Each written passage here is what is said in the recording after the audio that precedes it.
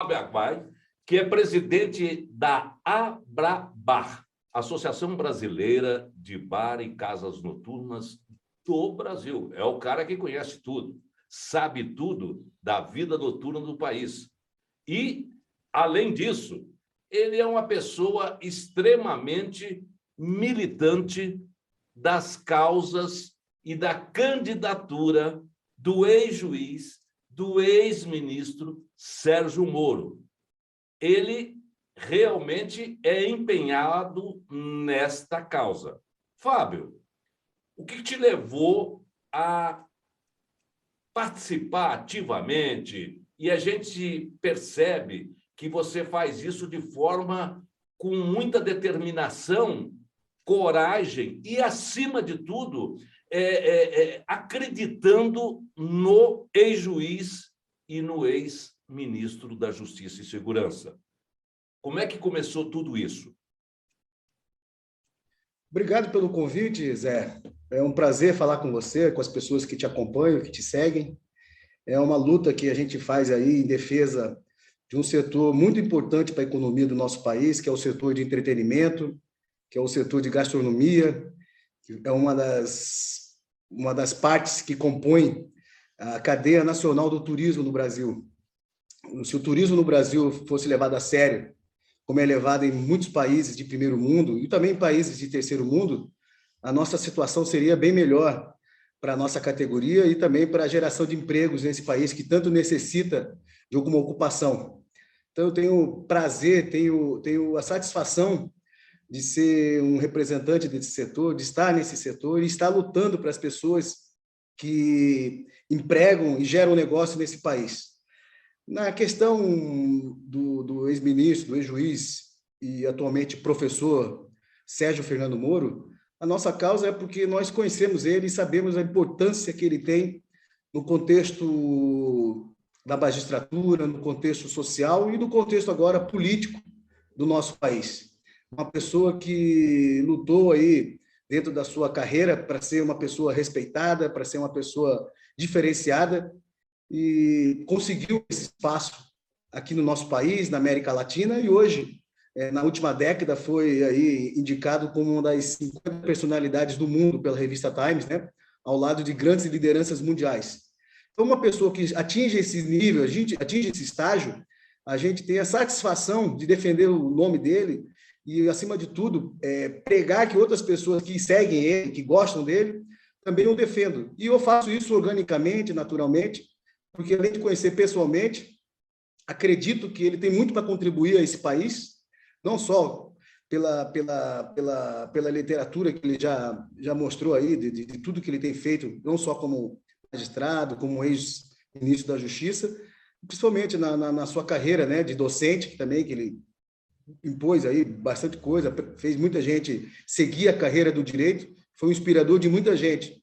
Eu até voltei a estudar, fazer direito também inspirado nessa luta dele aí no campo do direito, né?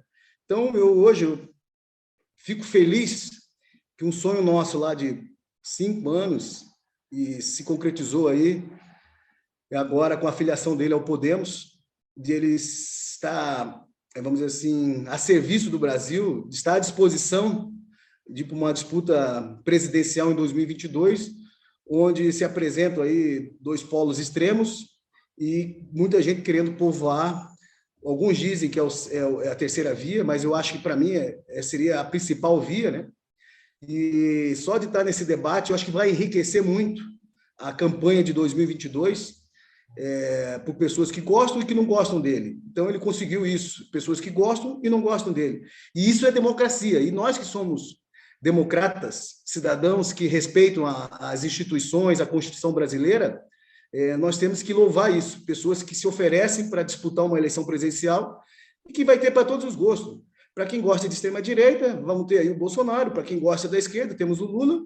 E vamos aí povoar com o Ciro Gomes na centro-esquerda e o Sérgio Moro povoando a centro-direita. Então, é a oportunidade do país levar a sério uma campanha presidencial que 2022 vai ser um ano diferenciado nessas últimas eleições, desde a redemocratização em 89, quando nós tivemos uma eleição aí que foi disputada por dezenas de candidatos, foi a primeira eleição que eu acompanhei na minha vida e vi que aquela foi uma das eleições mais bonitas assim da democracia, a festa da democracia, onde nós tivemos o Mário Covas como candidato, o Leonel Brizola, o próprio Lula, Ulisses Guimarães, Afif Domingos, tanto, né, o próprio Silvio Santos, que se ofereceu e depois cassaram a sua candidatura.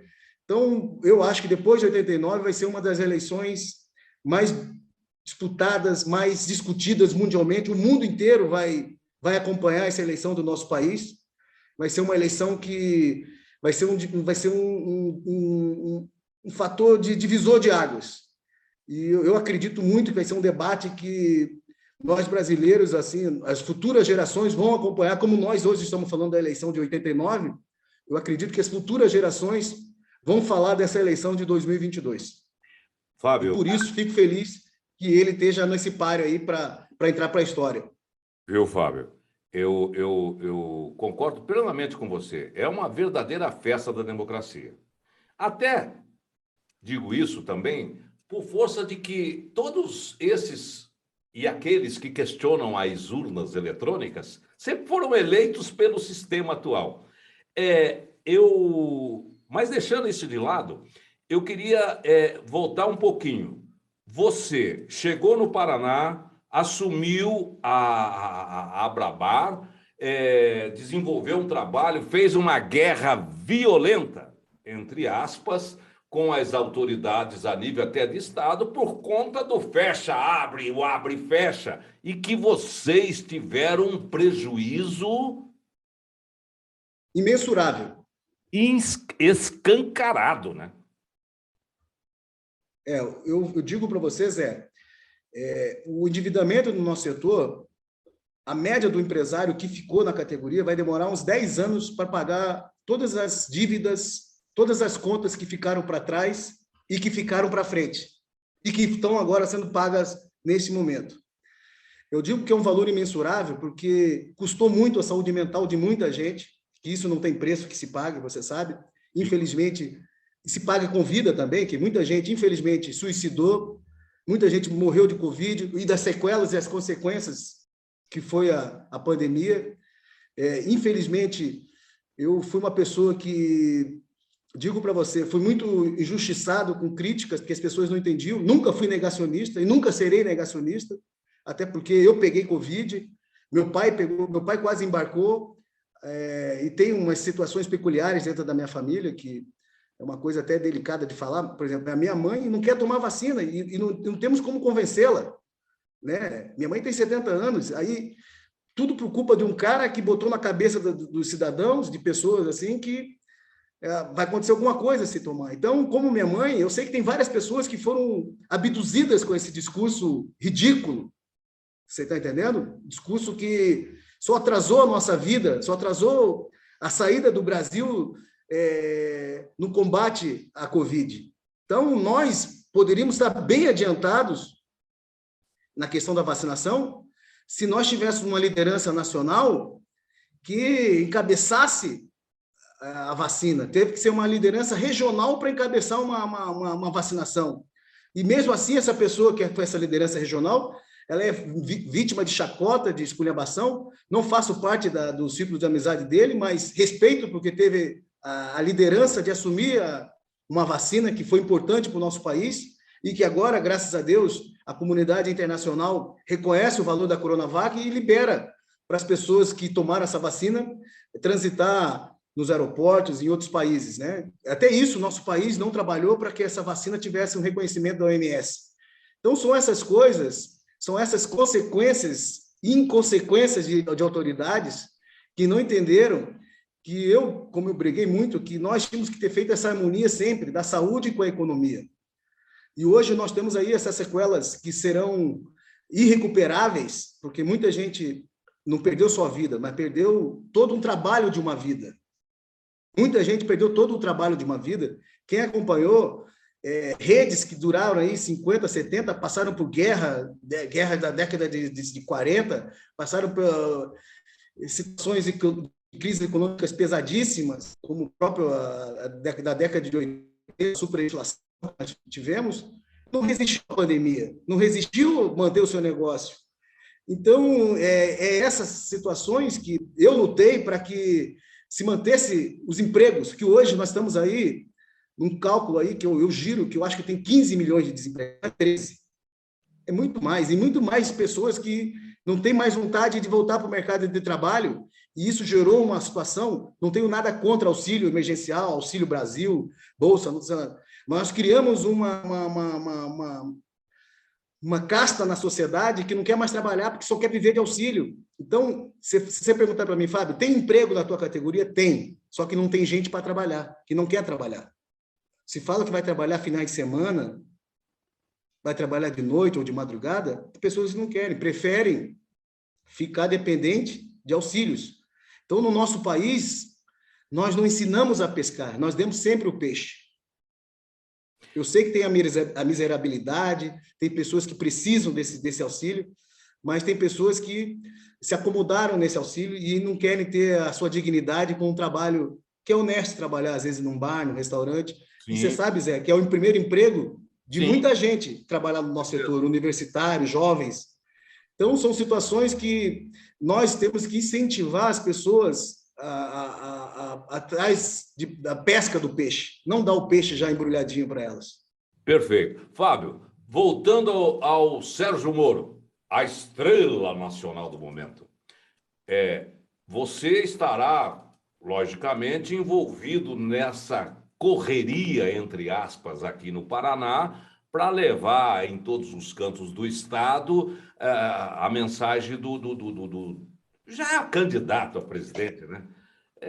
Alguns e outros dizem, não, está pensando, vai ser o Senado, mas, sei lá, eu imagino que ele já é presidenciável, vai disputar a eleição mesmo. Você já está trabalhando no sentido de organizar as coisas do Sérgio Moro para a campanha efetivamente no Paraná? Eu, efetivamente, não estou filiado no Podemos ainda, né? Mas vou me filiar, estou organizando com lideranças de várias atividades econômicas, e principalmente de profissionais liberais, que possam vir juntos, somar nessa corrente, até porque eu fui um dos primeiros entusiastas dessa campanha dele de vir para a disputa política, né? Então, eu tenho como dever moral e como cidadão de estar engajado nesse movimento, junto com outras pessoas, outros amigos, e acredito que não só presenciável, mas como alguém que vai estar disputando ponta a ponta com as lideranças aí que estão bem estabelecidas na campanha. Tanto é que uma pesquisa que saiu hoje, ele já alcançou os 2 dígitos. E um cara que, sem falar nada, estava perto dos 2 dígitos, calado, e a partir do momento que ele se filiou, agora é administrar para ir bem, consolidar o nome e agregar alianças, que não se ganha eleição sozinha, se ganha eleição com alianças, com acordos regionais, com acordos municipais, com as lideranças. Então, o nosso país é um continente, e cada região, cada estado tem sua peculiaridade, e isso vai ter que ser absorvido dentro da estratégia da direção nacional do Podemos, das pessoas que vão compor as estratégias. Então, como nós somos nesse jogo de xadrez, nós somos uma peça como cidadão e como até líder de categoria, milito na Confederação Nacional do Turismo, quero que a minha confederação, quero que o meu setor apoie publicamente ele. E como estou mobilizando que outros setores também façam isso. Até por eu atuar no campo do bom senso, não sou nem de direita extrema, nem sou de esquerda radical, sempre fui um cara de bom senso, me considero um cara de centro, assim, né?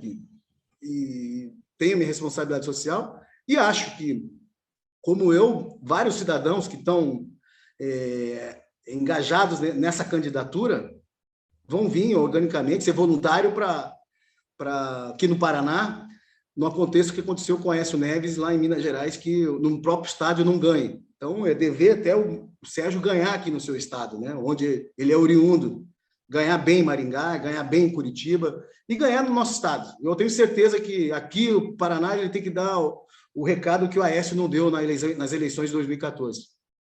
Como é que você acha que fica a posição do governador Ratinho Júnior sobre a sucessão presidencial? Ele tem uma situação, vamos dizer assim, até um quanto tanto complicada na minha visão, mesmo porque ele está no partido do Gilberto Kassab, que fala em Rodrigo Pacheco? Rodrigo Pacheco, presidente do Senado, em ser candidato a presidente. Mas muitos observadores políticos veem nisso um aceno para ser vice deste ou daquele. Você está entendendo? Você acredita que... Vamos imaginar que o partido do governador lance a vice-candidatura ao Bolsonaro. Seria uma situação bem tranquila para o Ratinho, porque ele já está nesse barco. Mas vamos imaginar, e isso não é impossível, dele, Rodrigo Pacheco, ser vice do próprio Lula, ou quem sabe até do próprio Sérgio Moro. Você acha como é que vai ficar a posição do governador Ratinho Júnior? Olha, ele está numa situação bem delicada, até porque o Kassab é um estrategista. Ele foi buscar uma peça fundamental dentro do DEM, que é o Rodrigo Pacheco, que é de Minas Gerais, que é um estado estratégico dentro de qualquer eleição no Brasil. Quem ganha em Minas Gerais e no Rio de Janeiro sempre ganha eleição no Brasil, sempre ganhou eleição. Tanto é que nós mencionamos anteriormente que o Aécio, quando perdeu a eleição em 14, ele perdeu no estado dele, de Minas Gerais. E foi decisivo na derrota dele para Dilma, quando ele perdeu em 2014.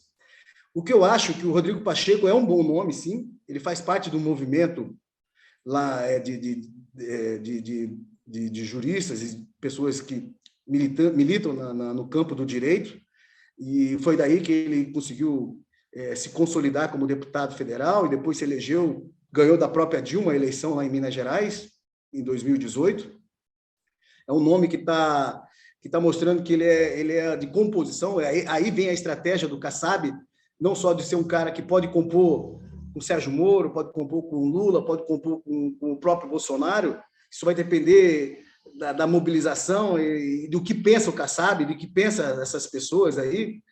Mas eu acho que o Rodrigo Pacheco é, sim, uma pessoa estratégica nesse jogo do campo eleitoral de 2022, até porque o seu estado faz a diferença, e o estado de Minas Gerais, nas últimas eleições, mostrou que está sendo, vamos dizer assim, fora da curva da política nacional. Você vê o exemplo do próprio Calil, que se elegeu prefeito em Belo Horizonte, se elegeu sozinho pela PHS, a prefeitura, e hoje é um nome bem cotado para o governo de Minas Gerais, se reelegeu com facilidade.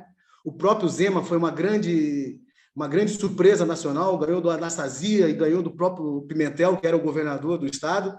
Então, você vê o quanto é o fiel da balança o estado de Minas Gerais nas eleições de 2022. E aí a estratégia do Kassab, sabendo disso. E no caso do Ratinho, para ele fica difícil, porque o palanque aqui no Paraná é muito importante para o Sérgio Moro. Né? E eu sei que o Ratinho gosta do Sérgio Moro. Eu apresentei os dois logo depois das eleições de 2018, e eu vi a admiração do Ratinho que tem com ele, o próprio Sérgio gosta dele, e são pessoas que são jovens, são pessoas progressistas, pessoas que têm essa ideia de mudar o Brasil, tanto é que eu acho que o Ratinho vai ser o presidenciável em 2026. Então, o que ele for fazer agora, o movimento que ele for fazer agora, vai ser decisivo para as eleições de 2026, no qual ele pretende. Isso, eu acho que ninguém esconde, né, que o Ratinho é o presidenciável de 2026. Se não for agora, porque não está garantido nem o posicionamento do Bolsonaro nas eleições de 2022. Pode ser uma surpresa das eleições. E o Kassab, desde o começo, alimentava isso como Ratinho presidenciável.